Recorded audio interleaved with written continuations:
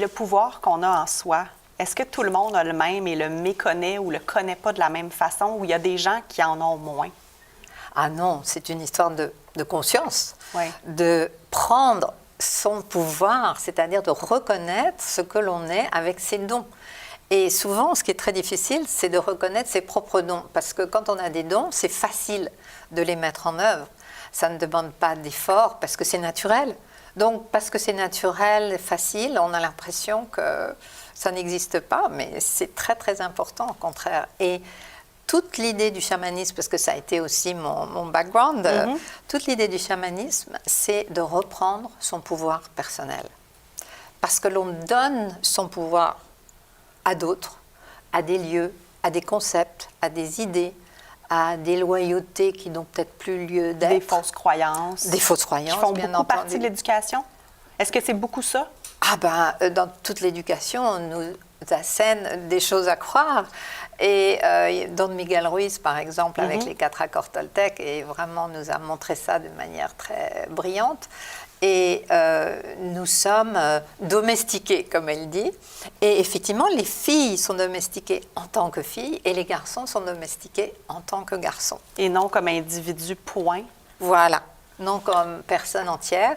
Et alors, ce qu'on va faire dans le stage, par exemple, c'est quand même tout un cheminement dans le cercle pour nous apprendre à trouver notre position et à découvrir, pour que les femmes découvrent quel est leur vrai pouvoir de femme en relation avec cette roue de médecine.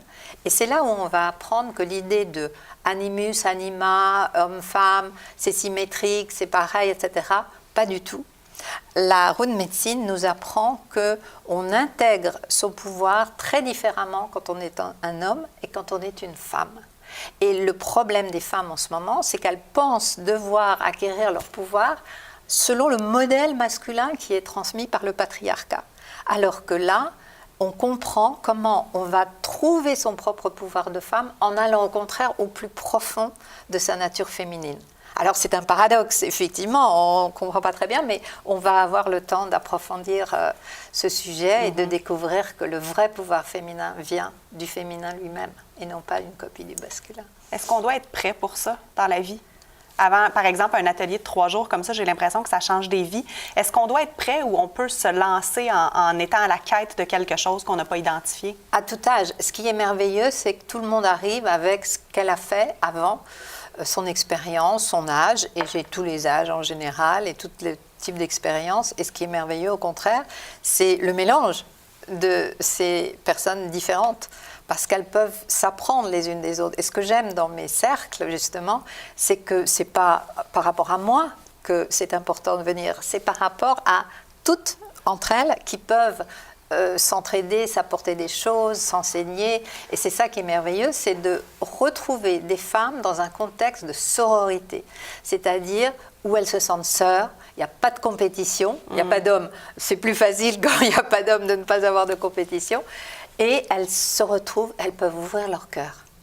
Et elles peuvent être elles-mêmes avec les autres. Et beaucoup m'ont dit, j'ai jamais vécu avant cette expérience d'être complètement ouverte en sentant que les autres femmes sont des sœurs pour moi.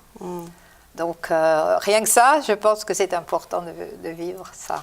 Ce week-end, vous allez donc transmettre des connaissances, de l'expérience, mais aussi de l'énergie? Ah oui, tout à fait. Et c'est pour ça que je fais des cercles et des stages plutôt que des livres. J'ai écrit 2 livres. Mais la vraie transmission se fait de manière orale. C'est-à-dire que ce que l'on a appris, ce que l'enseignant a appris, il le vit dans son corps, il le vit dans son cœur. C'est son être même.